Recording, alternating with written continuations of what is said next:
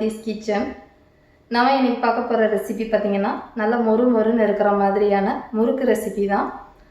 ஒரு டம்ளர் அரிசி மாவு நம்ம வீட்டில் இருந்தால் போதும். இதை சட்டுன்னு நம்ம செஞ்சு முடிச்சிடலாம். இப்போ பசங்கள்லாம் வீட்டில் வர லீவில் இருக்காங்க இல்லையா, அவங்களுக்கு ஒரே மாதிரி ஸ்நாக்ஸை அப்பப்போ சூடாக செஞ்சு தராமல் இந்த மாதிரி ஏற்கனவே செஞ்சு வச்சு ஒரு 2 நாள் அதை வச்சு நம்ம ஓட்டிக்கலாம். இப்போ அந்த சட்டுன்னு செய்கிற மாதிரியான முறுக்கு ரெசிபி எப்படி செய்யலாங்கிறத பார்க்கலாம். கோமதிஸ் கிச்சனை சப்ஸ்கிரைப் பண்ணாதவங்க சப்ஸ்கிரைப் பட்டனை ப்ரெஸ் பண்ணிக்கோங்க. உடனுக்குடனே அப்டேட் வேணும் அப்படின்னா பக்கத்தில் இருக்க பெல் பட்டனில் ஆல்ங்கிற ஆப்ஷனை மறக்காமல் ப்ரெஸ் பண்ணி வச்சுக்கோங்க. இப்போ இந்த முறுக்கு மாவு செய்கிறதுக்கு முன்னாடி பார்த்தீங்கன்னா கடையில் வாங்கின 1 கப் அளவுள்ள அரிசி மாவு எடுத்துருக்கிறேன். அதை சூடான பேனில் போட்டுட்டு தீயை மிதமாக வச்சுக்கிட்டு மாவை கொஞ்சம் நல்லா சூடாகிற அளவுக்கு வறுத்துக்கணும். இந்த ப்ராசஸ் பண்ணிங்க அப்படின்னா முறுக்கு வந்து நல்லா கிறிஸ்பியாக இருக்கும். இப்போ பார்த்தீங்கன்னா எடுத்து பார்த்தீங்கன்னா சூடாக இருக்கணும் மாவு, அவ்வளோதான். செவந்துடவோ கருகிடவோ கூடாது.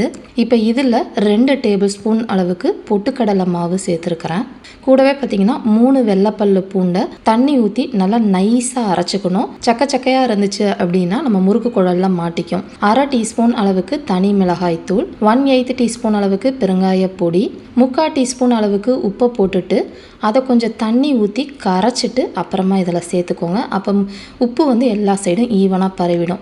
எல்லாத்தையும் நல்லா கலந்து விட்டுட்டு இதில் வந்து 1 டேபிள் ஸ்பூன் அளவுள்ள எள்ளை வறுத்துட்டு சேர்த்துட்டோம் அப்படின்னா டேஸ்ட் நல்லாயிருக்கும். நீங்கள் கருப்பு இல்லை வெள்ளை எது வேணால் சேர்த்துக்கலாம். எள்ளு வேணாம் அப்படின்னா நீங்கள் வந்து சீரகமோ இல்லை ஓமமோ போட்டுக்கலாம். இப்போ வந்து தண்ணி தெளித்து பச்சை தண்ணி தான் ஊற்றிருக்கிறேன். நல்லா முறுக்கு மாவு பதத்துக்கு பிசைஞ்சு வச்சுக்கணும். இப்போ பார்த்தீங்கன்னா இதில் 2 டேபிள் ஸ்பூன் அளவுக்கு சூடாக இருக்கிற எண்ணெய் நல்லா கொதிக்கணும். இப்படி பண்ணுறப்ப உங்களுக்கு நல்ல கிறிஸ்பியாக இருக்கும் முறுக்கு. பிசைஞ்சிட்டு மாவை பார்த்தீங்கன்னா இந்த கன்சிஸ்டன்சியில் உங்களுக்கு இருக்கணும். மாவை எடுத்து காட்டுறேன் பாருங்கள். இந்த அளவுக்கு இருந்தால் தான் உங்களுக்கு முறுக்கு ஷேப் பண்ண கரெக்டாக வரும். நான் வந்து கிச்சன் ப்ரெஸ்ஸில் தான் இதை வந்து முறுக்கு புழிய போகிறேன். அதில் ஸ்டார் வச்சு யூஸ் பண்ணியிருக்கிறேன். நீங்கள் எந்த ஷேப் வேணால் பண்ணிக்கலாம். இப்போ இதை வந்து பார்த்தீங்கன்னா 2 விஷயம் கட்டாயம் கவனிச்சுக்கணும். முறுக்கு மாவு வந்து தண்ணியாயிடுச்சு அப்படின்னா முறுக்கு அந்த திருகிறதுக்கு பக்கத்தில் தண்ணியாக வரும். திக்காக இருந்துச்சு அப்படின்னா ஷேப் உங்களுக்கு முறுக்கு ஷேப் ஒழுங்காக வராது. ஸோ கன்சிஸ்டன்சி கரெக்டாக பிசைஞ்சுக்கோங்க.